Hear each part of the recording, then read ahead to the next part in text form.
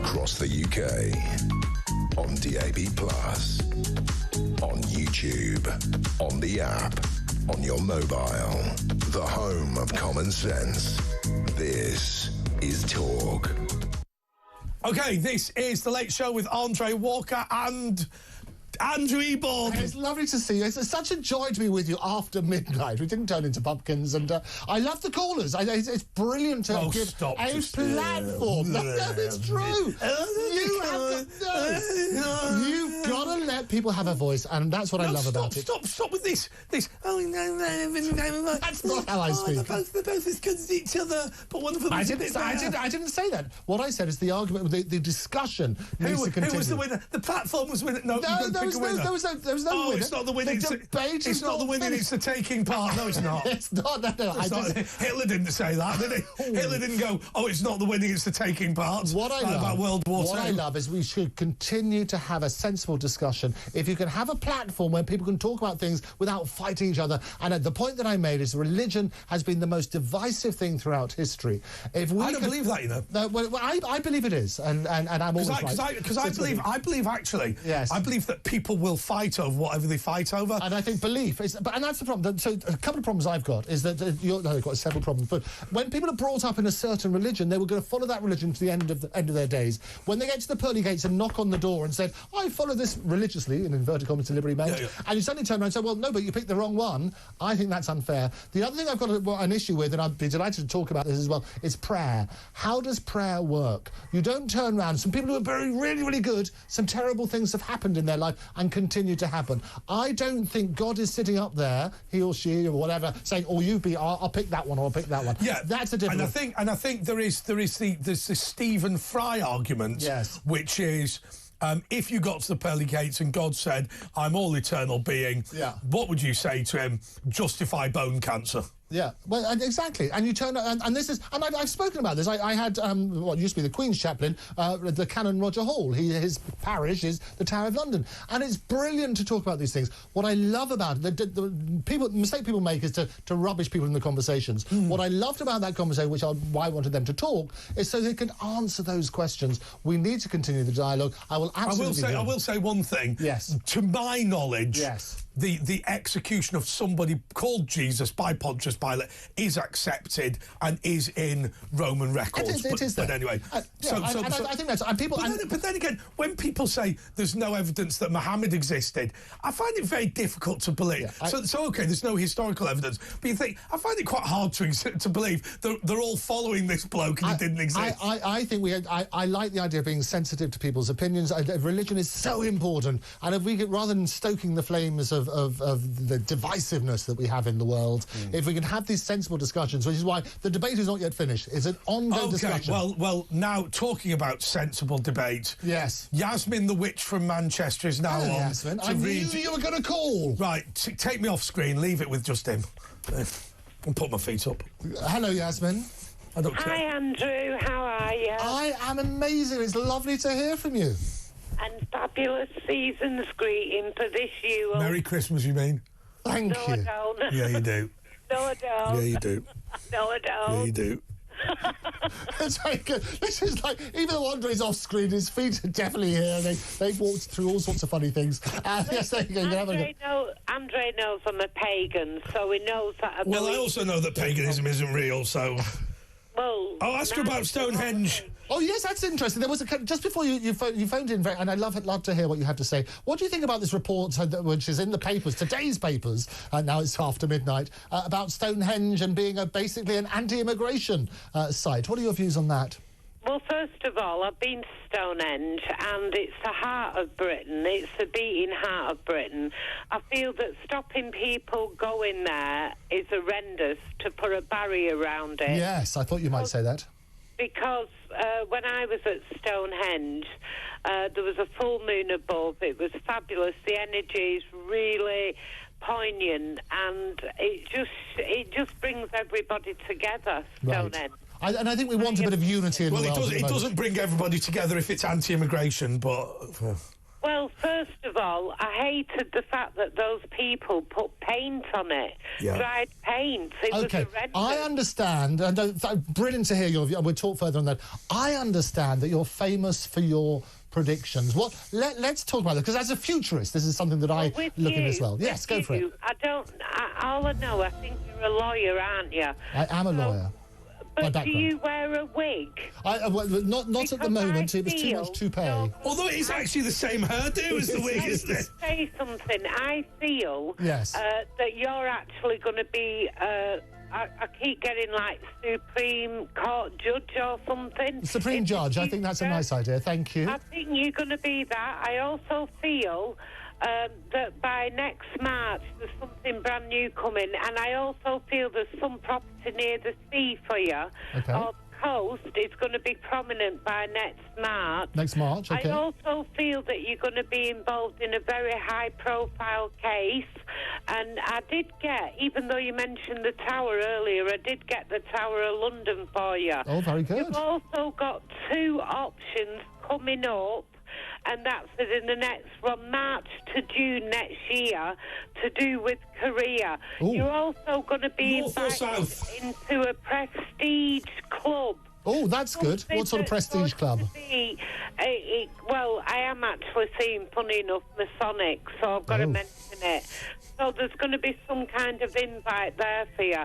I also feel you will be going on holiday, but the place you go in is sort of ancient. Okay. It's not like Spain or Maidenhead whatever. Garden Club. It's going to be somewhere more ancient, and I also feel, let me have a look at that card.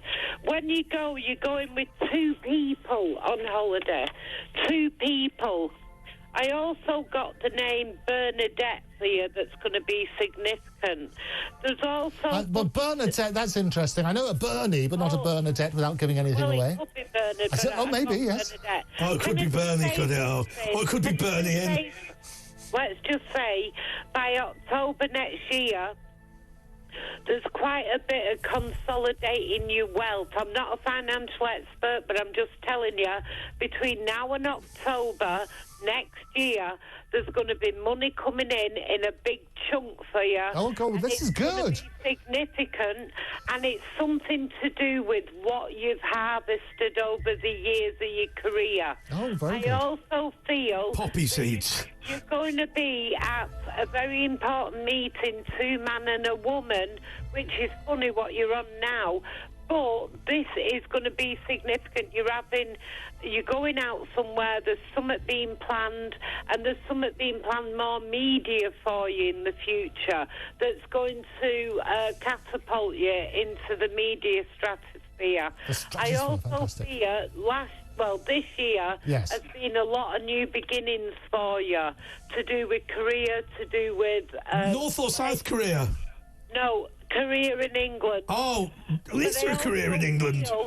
I don't know why I got then the Isle of Man for some reason. Oh, tax exile. Somebody who goes boating round these silly isles. You know Edward Heath? Yes. Used to go yachting. I feel with you, you're going to be invited somewhere like that where they do a lot of yachting. That's wonderful. This is all good stuff. So is there anything that... I'm really fascinated talking to everybody. Is there anything you can do which can change what sounds like a foregone conclusion? Yes. Yeah, it could actually come true. It could be real. Let me just say about when you give a prediction. Yes. You can open the door and tell people, but it's their choice whether they walk through it. Okay. Do you understand? But it's generally positive. So what advice would you give me then? What should I be doing? Personally, I do feel off at 40. I do feel you need to relax more, really do. Because what I see around you is it's like you're a hamster on a wheel at the moment.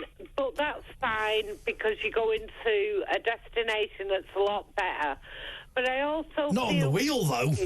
I also feel with you as well is that I keep getting poetry. Okay. So somebody, when you were growing up or something, was mad on poetry or writing in your family. Somebody had that energy to do that. Do you understand that? It's fascinating. I do a lot of work looking at this sort of stuff. As a member of the Magic Circle, this is what we look at, predictions, but we do it through magic rather than necessarily any external forces. She's not doing it off either. all the magic in the world started in Africa because that's where we all came from originally. Yeah. Andre, do you want me to tell you something really brilliant? Is it that you've actually developed some skill at fortune telling? In the old days, they used to use the Psalms as predictive. Now, your birthday's the 19th of the 4th. The 19th Psalm is, yet their voices go out into all of the earth, their words to the ends of the world and the heavens, and God has pitched a tent in the sun. Basically, when you were born on that day, it's saying your voice is going to go out all over the earth and to the ends of the world. Well, I mean, people complain about that, but it's just the loudness. I love you, darlings, and I hope you all have a fabulous Yule. Thank you very much. It's lovely to hear from you. OK, I'll tell you what we'll do, Andrew. First of all, I'm going to ask you a question. Yes. Now, you have to answer it yes or no. Did you believe any of that? I believe some of it. I think the great thing about it... Yes or no? Did you believe it? Yes or no? No, that's exactly. There are parts of it that I believe. Yes or no? With the Barnum statements, and that's what they are. Yeah, they are. With the Barnum statements, they apply to So just explain what a Barnum statement is. Barnum statements, it's wonderful. The great showman, P.G. Barnum, he used to say, basically, a statement which would apply to anybody. There are times that you're really confident, but there are moments that you have self-doubt. That would apply to absolutely everybody. So when you say, do I believe some of it? Sometimes people think of you as the life and soul of the party, but you don't always have the confidence that people think you do. Exactly, that sort of stuff. So that's a Barnum statement, and I do exactly that. You turn round and so could you do as an example, could you do a fortune telling of me which is not based on any real insight? Oh, yes, so exactly those sort of things. So if you worked on that sort of principle, you would turn around and say, you're a very confident person, and you present that, but actually you have a lot of self-doubt, and there are moments that you feel as though you're going to be exposed to the world. It's like the Emperor's New Clothes. Is that a fair comment? Yes. And so because it applies to everyone. But you work on that sort of basis. So each time, in the way that a lot of traditional fortune tellers would do it, is you'll be looking for that sort of clues. And the other one is quite good, which is, there wasn't a Christopher, was there? Now, if I say yes or no to that, it'll be right. Yes. Because if I say, there wasn't a Christopher, was there? Yes, there was, yes. Okay. Exactly. And then you go, but you see them, I watch them and they go, it was Chris or Christine or I'm getting the name Mary. That I think Mary means something in your thing. And I think you had an elderly relative who passed away. I've got some pain around here. Yeah, Mary's saying to me the number 5 was the 5 in the family or 5 siblings. Yes. Now that is 7, right? So we've now departed. Oh, no, exactly. And you turn around and you say, and I think you probably on your left knee. I think when you were a child, you probably still got a scar, probably on your left knee from an injury when you were a young child. I see an accident in a playground or something, and I can see you had actually a hospitalisation, and I got a picture of your parents quite worried about that sort of stage. Does that mean something to you? No, not really. But you then work on the reality is, it crossed my mind. Clearly, I injured my left knee at some point. And there you go. Right. So, and what happens is people, when you pay to go to a fortune teller, you're hoping to hear things that you want to So the other rule about clairvoyance or fortune teller is you make it real. Absolutely. So what they'll do is they'll go, Bernadette, and you go, and you're Bernie. Yes. That's right. I know, exactly. And you work on that basis. And you look for clues. Like there are wedding rings. You talk about that sort of side. You look at how somebody dresses. Also, I think the extraordinary one is, it's your grandmother. Well, I mean, without being funny, you get to a certain age, 60-year-old woman, her grandmother's going to be dead. Yeah, no, exactly. And often you'll turn around and say, look, I'm getting an image, I think there's some sort of pain here, it's something to do with this sort of area. Well, that covers everything, really. Yes. And so lots of people, you work on that basis. I thought the other thing was, you've had problems with, is it your knee or your hip? Yes. I mean, come on. And you've got some health worries and things. And you're in a relationship at the moment. There are some days when it goes really well, and other times... OK, we're in trouble for going over the break, but I find the whole thing fascinating. Back in the Mo.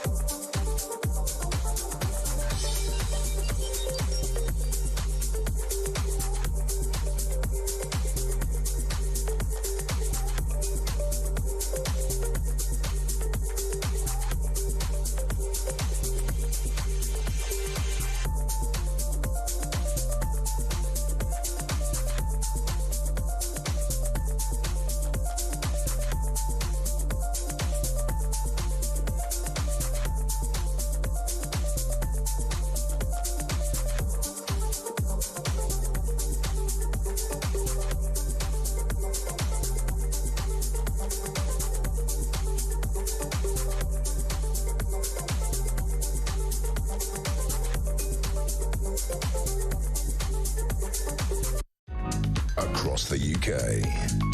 On DAB+, on YouTube, on the app, on your mobile. The home of common sense. This is Talk. Tristan in Southend is here. Tristan, let me do a prediction for you. Okay. So we've got a spirit in the room now. We've got a spirit, and it's a lady. Is it Margaret or Murray? Does that mean anything to you? Maria, Marine? No. But it's someone beginning with an M who's on the other side. It's on the other side? Yeah, it's not on the other side, not gay. I mean, he's ruined it now. Right, Tristan, have you ever had a bad leg? Yeah, yes. Andre, I don't believe in these predictions. The last time someone said a large sum of money was coming my way, I got run over by a Securicorp van, so there you go. Fun enough, we were just saying during the break, and this is where we were being quite nice, because clearly Yasmin has some heartfelt beliefs. She's come on this show for free to give these people readings and all that sort of thing, and to help out. I don't believe that it's real, but I believe that she believes it's real, so I don't believe she's one of these con men. But what Andrew was saying during the break is, there are some people who take bereaved families' money. And that's absolutely the point. When somebody's at their lowest point and they're desperate for some sort of news from their loved ones who's just passed. Houdini, famously, he was told that he could get in touch with his mother. And he believed a psychic, and he used to spend a bit of money until he suddenly realised that the whole thing was a con. And what he therefore did, he spent the rest of his life basically debunking the mediums. But I think Andre's right, is that she absolutely believes that she has these talents. There are lots of things I talked about, Barnum statements, which apply to everybody. What are your views on it? Can I just say one thing before we go to Tristan? Honestly, I think the best way to disprove it is next time. This is what I always do. Yeah.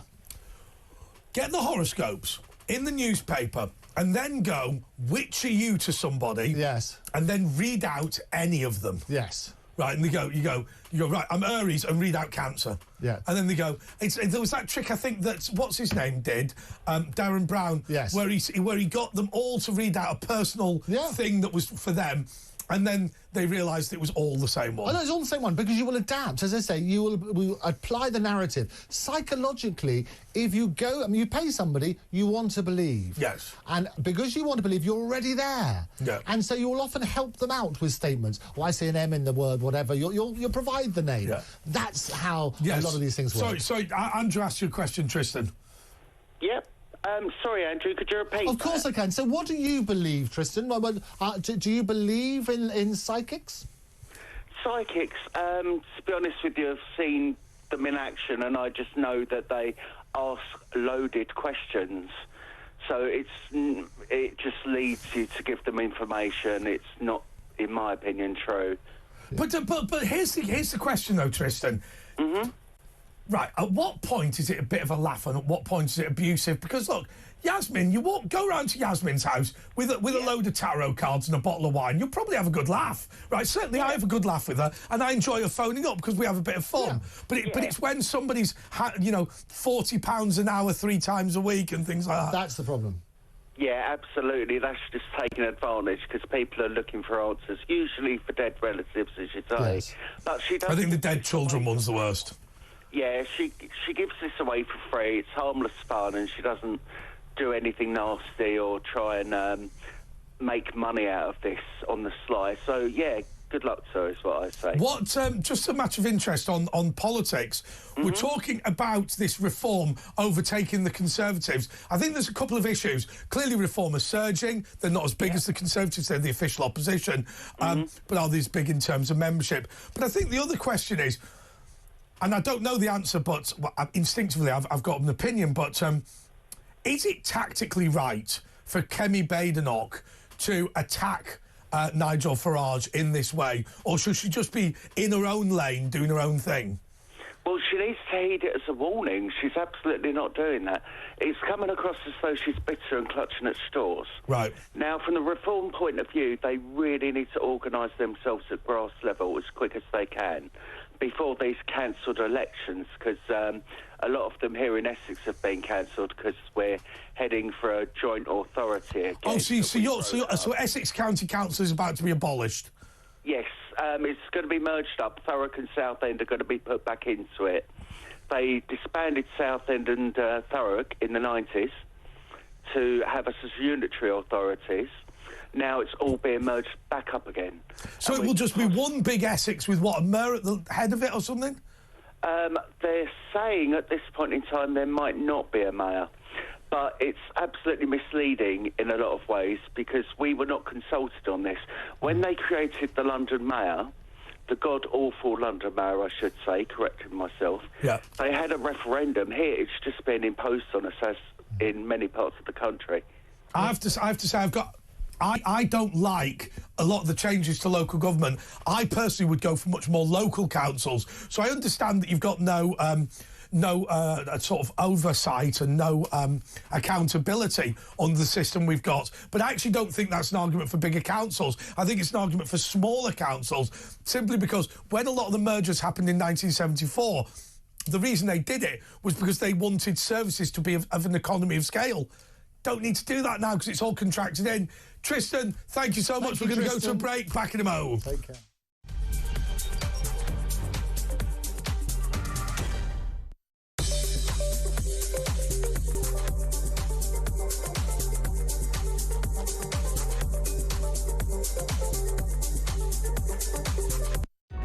Across the UK, on DAB+, on YouTube, on the app, on your mobile, the home of common sense.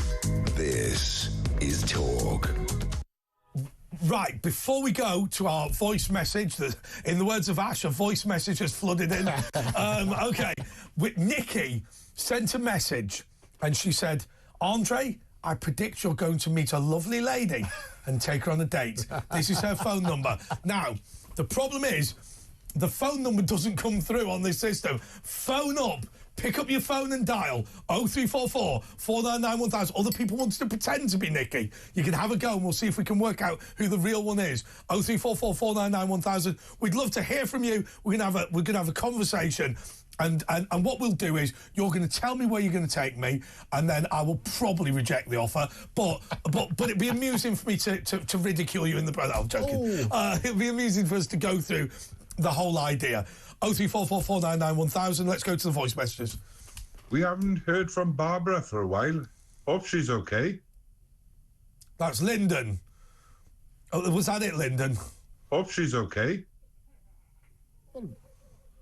I think we hope Barbara's okay. Who's Barbara? That's another one of your regulars. Let's not get into that whole mess. A long-time listener. Scott is in. Barbara was a very lovely lady from Cheshire who lost her husband and used to phone him regularly in order to get through that period. And in fact, in the end, my dad and Danielle Nichols end up going to the funeral of her husband. Right. OK, Scott is in Huddersfield. Hope she's okay. Hello, Scott. Listen. Oh, bloody hell, turn that off, Scott. We don't want to make it too much noise in here. Turn it off. Yeah, bloody get it off. Susan, turn that bloody thing off. Down. No. Right, come on, Scott. Right, I'm alright, Oh. You're the woman, that's fresh. Oh, there we go. That was just a noise. All right, Scott, come on. What have you got to say to me? Come on, Scott, what have you got? On the house, yeah, it's painting. Asher is a On the cretin. wall, yeah. Watch the TV 10 to 1 in the morning, yeah. Andy Walker is, yeah. I mean it, so... John, Scott, have you been to the pub tonight? Andre, I do, man. Yeah, you've been to the pub, have you, Scott? No, I've been staying in, yeah. Yeah. Watching BBC One. Ah. Right, OK. Oh, no, sorry, you said you tell them 4. Right. Yeah. Fast. Guys, you okay, guys? Well, really well. It's lovely to hear from you. What's been your best bit for Christmas? Nice time, yeah. Part of the family. Always important this time. Did you have a big row over Monopoly? No. I've been watching Corey Dobbs. Ah. Yes, no, well, very good. Well, Andre, did a good job. Thank you so much. Thanks so much. I've got to say to you, I went to Lois Perry's house yesterday. I saw that, yes. And we played Trivial Pursuit. There you go. And I got every single question right. Oh, well the game done. was over relatively quickly. What cheese were you? Because that's the one we had to make a... People don't talk about Trivial Pursuit anymore, do they? No, it was a good game, actually. And you gave them a Nigel Farage... How about this? Who is the most recent pope to come from a country that isn't predominantly Catholic? Go on then, who's that? Pope Benedict. There you go. Germany. I almost went for Stephen, the last one that was British. Yes, there you go. That would have been interesting. OK, Scott, well... The Elvis impression, he's going to be 90 next year. OK, Ben is in Stanwell. Hello, Moor. Ben. Hi, I can't believe I got through this quick. It's lovely to hear you. It's getting late. Yeah. That lady before, all about that medium stuff and predicting things and stuff like that. Yeah. But there is programs that the actual police, it's called psychic detectives. Yes, I've seen those programs. Yeah, that they regularly use when they get to a dead end in like a cold case. Hey, can I make a point to you, though? The FBI say that they have never used a psychic on a case. And so they say that when psychics claim to have worked on the case, they're actually lying. But the actual police on there, from English police and American police, say, oh, you know, we've got to take it with a pinch of salt, whatever, and just think, you know, but they've solved cases, and there was one court case when a psychic well, not a psychic detective, but they use them. Yeah. I mean, let me ask you this, Andrew. Yes. Is it possible that so first of all, I'm not accepting that a psychic is real, right? Is it possible that somebody could be so intuitive that perhaps, even though they believe they're a psychic, having some fresh eyeballs on a case could prove effective? And I doubt it. It's all about... It's all about causation or correlation, isn't it? And you work on that sort of basis. And so often you can get these hits. You need to work out the best way of testing it. And the Magic Circle offered a reward. It's the same with James Randi. He offered $1 million for anybody who, under scientific conditions, could prove that they're psychic. So the reality is this. The best way of doing it is get all those statements. I talked about Barnum statements beforehand. Look at how many the hits are and how many... Analyse it on that sort of basis. And when people make predictions, you basically do the law of averages. Are you going to turn around, if they get 90% of them are wrong, but you only talk about the successes, then you've got to question something. Well, I'll tell you the other thing. Some of these, they ain't predicting it. They get something off the person, like a watch or a bit of jewellery, or the trainer's little boy was missing. They were searching another place, and he was like, no, it's this way. They found the boy. They have to make some connection. But Ben, they're not predicting. But Ben, Ben, if you were going to, and this is to dovetail onto what you're saying, if you were to get my dead grandmother, God rest her soul, coming back, and she could say anything to me, why would she say I had 3 sisters and my mother's first name began with E? I mean, why would you... I'm not saying that sort of type of one, but the police do use them when they get to a dead end, and they're not predicting it. They can just give them more of a clue of where the body is, and they can look into that. And famously, a number of politicians, I think President Reagan, used to consult a psychic fairly often, which worries you on an international basis if decisions are made on that sort of principle. And I think various people in the public eye believe in this. And say, personally, I think a lot of it can be replicated by magic. And I think one of the scientific tests is make sure you look at all of their predictions and see how many of those actually hit the mark. OK, Ben in Stanwell Moor, thank you so much. Thanks so much to Andrew Eborn. Now, we just have to ask the gallery, do we have to do the waving at the camera thing for 5 seconds? OK, well, in that case, look, I just want to say to you, James Whale is ill. He's fine. We've spoken to him. He's taken the week off. So I shall be back tomorrow with Asher Gould, who is simply no more than on holiday. You can follow me at Andre JP Walker. At Andrew Eborn. All right, let's wave.